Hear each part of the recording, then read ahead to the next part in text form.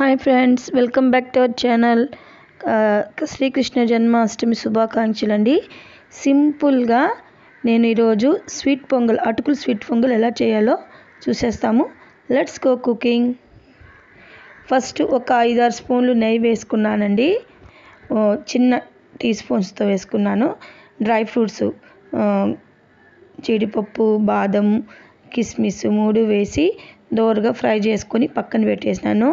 దానికన్నా ముందు 1 కప్పు అటుకులు శుభ్రంగా కడిగి కొద్దిగా వాటర్ వేసి నానబెట్టుకున్నానండి.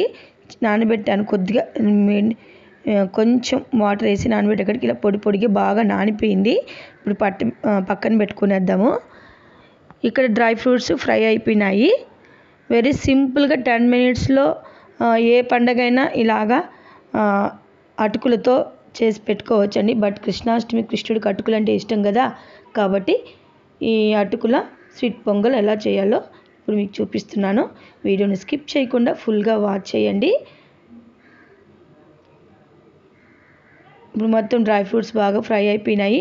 వేరే ప్లేట్లోకి తీసుకునేస్తున్నాను.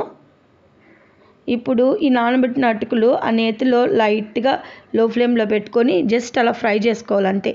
ఓవర్ ఫ్రై అవసరం లేదు, జస్ట్ ఫ్రై చేసుకున్నాము.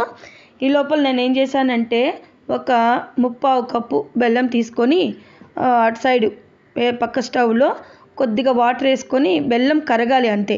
బెల్లం కరిగించుకొని పక్కన పెట్టుకున్నానండి. దాన్ని ఫిల్టర్ చేసి ఇందులో వేసుకుంటాను. 10 మినిట్స్లో ఈజీగా ఈ అటుకుల స్వీట్ పొంగల్ రెడీ అయిపోతుంది. ఇప్పుడు కొంచెం ఫ్రై చేసుకున్నాం కదా అటుకుల్ని, ఈ విధంగా ఫ్రై చేసి పక్కన పెట్టుకునేసాను. వెరీ సింపుల్ అండి, ఈజీగా ఉంటుంది, టేస్ట్ కూడా చాలా ఎమ్మీగా ఉంటుంది.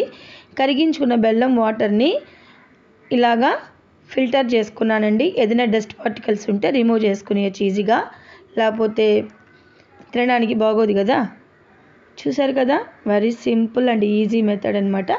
ఇప్పుడు దీన్ని ఒక మీడియం మంట మీద 10 మినిట్స్ ఉడికించుకుంటే చాలు. మధ్యలో ఒక 2 స్పూన్లు నెయ్యి వేయండి. టేబుల్ స్పూన్తో వేసుకోండి. మీకు ఎంత ఫ్లేవర్ నచ్చితే అంత నెయ్యి వేసుకుంటే చాలా డెలిషియస్గా ఉంటుంది. అందులోనే ఒక 3 ఎలాచీ కూడా నేను డ్రై ఫ్రూట్స్లో వేసేస్తున్నాను కొట్టి. ఇప్పుడు ఒక పెద్ద టేబుల్ స్పూన్ నుండి ఒకటి వేసానండి. ఆల్రెడీ నేను ఒక 3 స్పూన్స్ పైన వేసాను కదా డ్రై ఫ్రూట్స్, కాబట్టి నాకు ఎనఫ్ అయిపోయింది నెయ్యి. మీకు కావాలంటే ఎక్కువ వేసుకోవచ్చు, లేకపోతే దీనికన్నా తక్కువగా కూడా చేసుకోవచ్చు. చూసారు కదా, ఇలాగ ఒక 10 మినిట్స్ మీడియం మంట మీద కుక్ చేసుకుంటే నెయ్యి బాగా ఉడికి పైన తేలుతుంది చక్కగా. ఇప్పుడు డ్రై ఫ్రూట్స్, చిటికెడు పచ్చకర్పూరము, ఎలాచీ వేసి డ్రై ఫ్రూట్స్ వేసి ఈ విధంగా నైవేద్యానికి సిద్ధం చేసుకునేసానండి. నా కృష్ణాష్టమి పూజ ఇలాగా అయిపోయింది.